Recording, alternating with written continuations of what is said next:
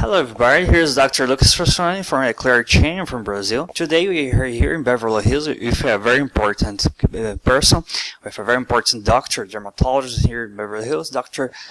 Stuart Kaplan. First of all, I would like to thank you for this opportunity to stay here. And we have some questions for the people from Brazil that is very curious for a very famous doctor like you. Which are the most popular treatments here in the United States? That's a good question. It used to be that patients came in for just one treatment to make their lips bigger or their face smoother.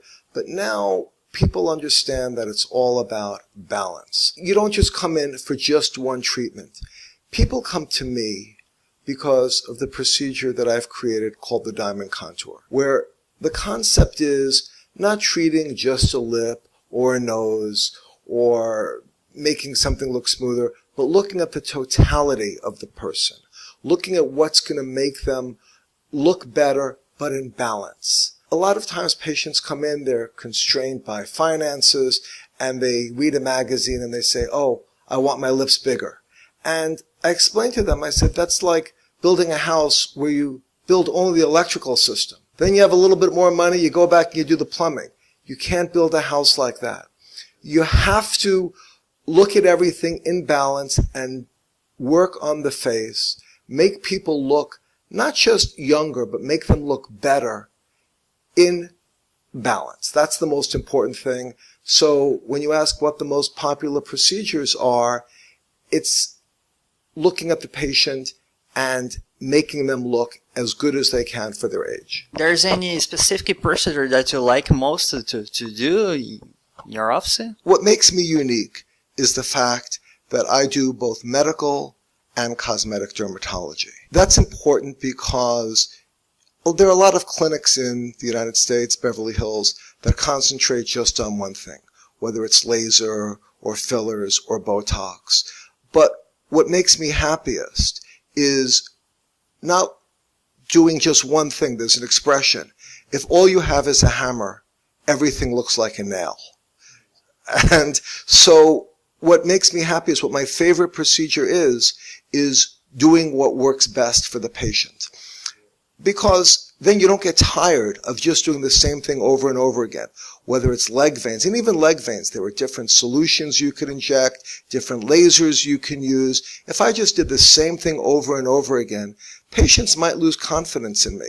They might say, oh, this is all you do. Then you select out only those patients that come in that only want one thing, as opposed to a patient coming in and saying, Dr. Kaplan, you've worked on my friends, you've worked on my family, you've worked on celebrities.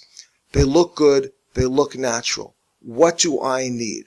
And that to me is the best compliment, as opposed to coming into an office or a clinic and saying, I want this, I want that. You have more than 28 years of experience in dermatology. Why did you decide to become a dermatologist? What's your influence for that? It's interesting because dermatology is the only specialty that treats every person at every stage of their life. Children have rashes, infantile dermatitis. When they get a little bit older, teenagers, they have acne. A little bit older, they may want cosmetic dermatology, sun protection. When they're older, skin cancer. There is really no other specialty where you treat entire families, men, women, all races, all nationalities. I appreciate and admire all the specialties, but pediatrics is just children, internal medicine is really 40 and up. Dermatology, I have treated within the families, 5 generations of families, grandparents, children that I've seen that were 8 or 9 are now having children of their own. And you become close with the family. Dermatology, because there's so much emotional component to dermatology, what makes someone look good? People can be going through stresses in their life. You have to be not just a doctor, but a friend, almost a therapist, in terms of understanding what they need. And the most important thing is knowing that they're going to be your patient for years to come.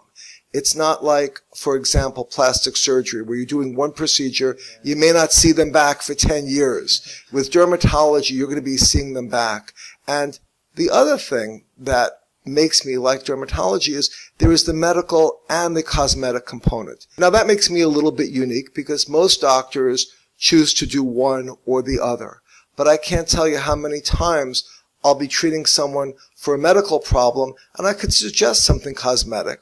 Or the reverse, I'll be treating them for something cosmetic and I'm saying, you know, this mole doesn't look very healthy, let's look at that. That's nice. And what do you have to say to a young doctor that would like to be a very famous doctor like you? What's your answer for that? My advice is become the best doctor you can be. Always keep learning, always keep on top of knowledge, and be ethical and honest. And if you can do those things, and you are the best that you can be, and your best is better than everybody else, then you will become respected and you'll become famous. You can't say what I'm going to do to become famous first. That's out of order. Become the best, strive for the best, be honest, have integrity, and then you will become famous and respected. That's great. It's a great lesson to everybody from Brazil. And I saw the Kaplan MD skincare line, and you have several products. Which do you think is the secret of that line that you created? When I was talking about the procedure that makes me most famous, what people come to see me for, the diamond contour, I explained that it's balance. It's not one procedure, but knowing that the face, when you're younger, is shaped like a diamond. And as we get older, that diamond of youth becomes more of a pyramid. And it's recreating that diamond and doing everything in balance.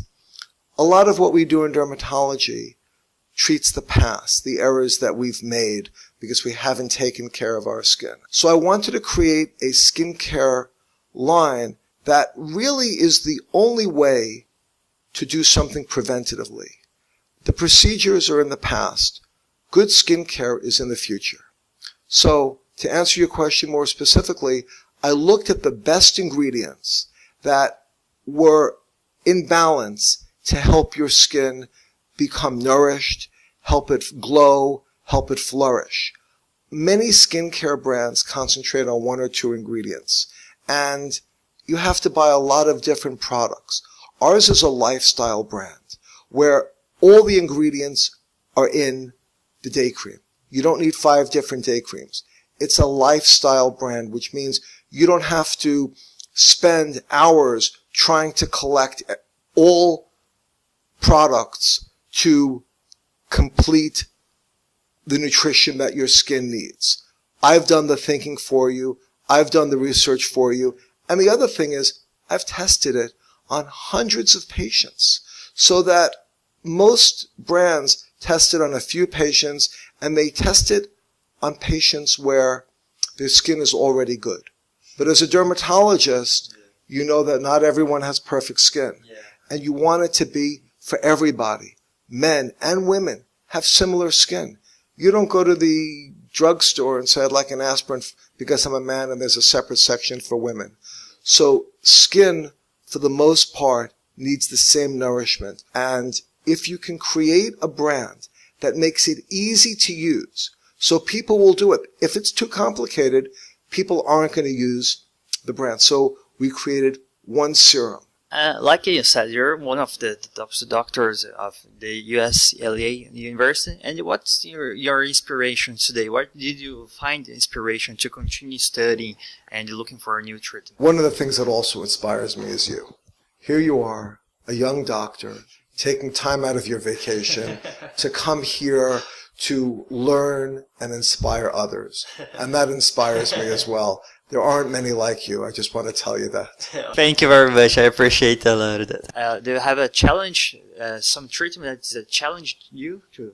It's hard to you to find an answer or like that? I think the hardest thing for me is setting patient expectations. The treatments that come out that are new, they were developed by human beings. They could be administered by human beings. There's nothing that's going to be hard for me to do.